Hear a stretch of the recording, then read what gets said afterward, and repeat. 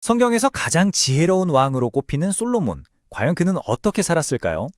오늘 우리는 상상 그 이상의 화려함을 자랑했던 건축물, 바로 솔로몬 왕의 궁전에 숨겨진 이야기들을 한번 파헤쳐 보려고 합니다. 자, 한번 이렇게 생각해 볼까요? 우리가 어릴 때 보던 디즈니 동화 속 공주들은 보통 단 한 명의 왕자님을 꿈꾸잖아요. 그런데 솔로몬의 궁전은 좀 달랐습니다.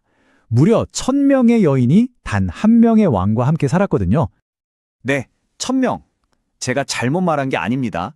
진짜 1000명이에요. 이 어마어마한 숫자에서부터 솔로몬 왕국의 스케일을 짐작해 볼 수 있죠.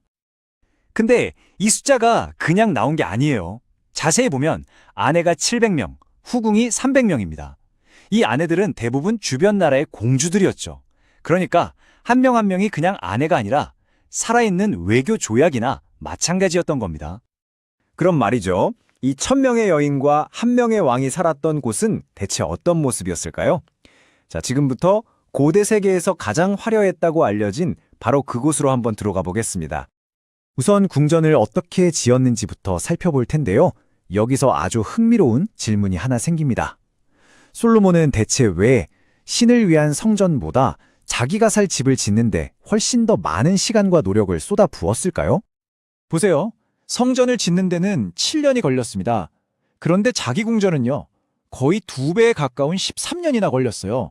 이건 단순히 건물이 더 커서가 아니라 솔로몬의 마음이, 그의 우선순위가 어디에 있었는지를 아주 명확하게 보여주는 거죠. 사실 이걸 그냥 집이라고 부르기도 좀 애매합니다. 단일 건물이 아니었거든요.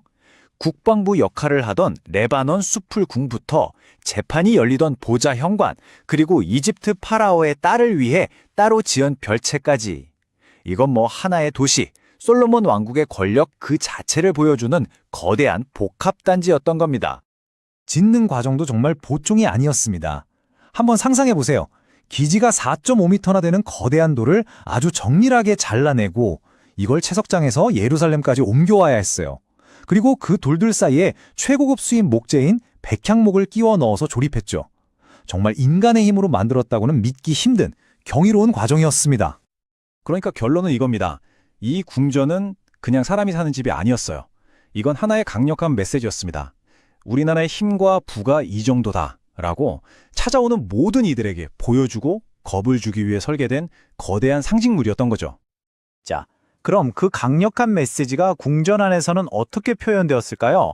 가장 핵심적인 공간, 레바논 숲풀궁으로 한번 들어가 보시죠.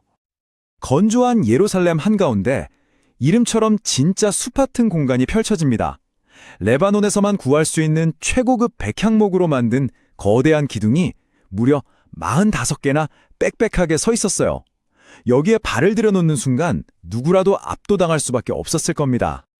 그런데 놀랍게도 이 웅장한 홀의 정체는 바로 왕실의 무기고였습니다. 근데 좀 이상하죠? 전시된 무기들이 전투용이 아니에요. 전부 순금으로 만든 방패인데 큰 게 200개, 작은 게 300개. 이건 싸우라고 만든 게 아니라 오직 보여주기 위한 거였습니다. 이 황금 방패들의 목적은 아주 교묘하고 명확했습니다. 전투에 쓰기엔 너무 무겁고 쓸모가 없죠. 하지만 바로 그 점이 핵심이에요. 우리는 이렇게 쓸모없는 무기에도 이만큼의 금을 쏟아부을 수 있는 나라다. 이건 말로 할 필요도 없는 아주 강력한 선전포고였던 셈입니다. 자, 이렇게 부와 군사력을 과시하는 공간을 지나서 이제 솔로몬의 권위가 정점을 찍는 것, 그의 지혜가 발휘되던 심판의 홀과 전설적인 왕좌 앞으로 가보겠습니다. 여기서 또 궁금한 게 생기죠. 아니, 왕이 앉는 의자 하나에 왜 14마리나 되는 황금사자가 필요했을까요? 이 왕자는 정말 상상 이상입니다. 기본은 상아로 만들고 그 위에 최고급 금을 더 씌웠어요. 팔걸이 양쪽에는 사자 2마리가 버티고 있고 왕자로 올라가는 6개의 계단마다 2마리씩 총 12마리의 사자가 쫙 늘어서서 지키고 있었습니다. 이건 뭐 다른 어떤 왕도 감히 흉내낼 수 없는 오직 솔로몬만을 위한 디자인이었던 거죠. 성경에서도 아주 단호하게 말합니다. 어떤 다른 왕국에서도 이와 비슷한 것을 만든 적이 없었다고요. 바로 이 자리에서 솔로몬은 그 유명한 판결들을 내렸고 그의 신적인 지혜와 절대적인 권위는 전설이 되었습니다. 이렇게 엄청난 부와 권력의 중심에 있던 솔로몬. 하지만 그의 이야기는 여기서 화려하게 끝나지 않습니다. 이제 시선을 돌려 그의 가장 개인적이면서도 또 가장 정치적이었던 공간, 바로 그의 가정으로 들어가 보겠습니다. 아까 말했던 그 1000명의 여인들, 그들은 그냥 아내가 아니었습니다.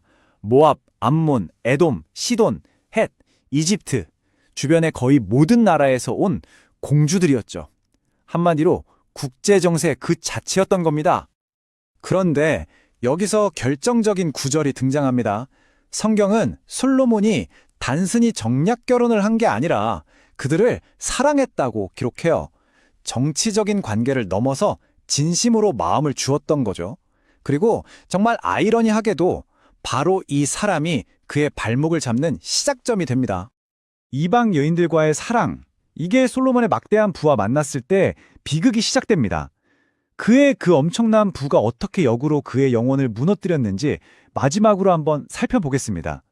성경은 솔로몬이 매년 세금으로 거둬들인 금의 양을 정확히 기록하고 있어요. 666달란트. 이게 어느 정도냐면 요즘 단위로 바꾸면 23,000kg이 넘는 양입니다. 매년 이만큼의 금이 국고에 쌓였던 거예요. 정말 어마어마하죠. 그래서 성경은 이런 표현까지 씁니다. 왕이 예루살렘에서 은을 길가의 돌처럼 흔하게 만들었다. 당시엔 은도 엄청난 귀금속이었는데 그게 돌멩이처럼 보일 정도였다니 그 부의 수준이 짐작조차 가지 않습니다. 결과는 비참했습니다. 그토록 사랑했던 이방인 아내들의 마음을 얻기 위해 신의 성전을 지었던 바로 그 솔로몬이 그들의 신인 그모스, 몰렉, 아스타롯을 위한 제단을 직접 쌓아주기 시작합니다. 결국 신을 향했던 그의 마음은 여러 조각으로 나뉘어버리고 만 거죠. 마지막으로 여러분께 이 질문을 던지고 싶습니다. 세상의 모든 금을 다 준다고 해도 절대로 살 수 없는 건 뭘까요? 아마도 온전한 마음이 아닐까 싶습니다. 솔로몬의 그 모든 부와 권력도 결국 나뉘어버린 그의 마음 하나를 지켜주지는 못했으니까요.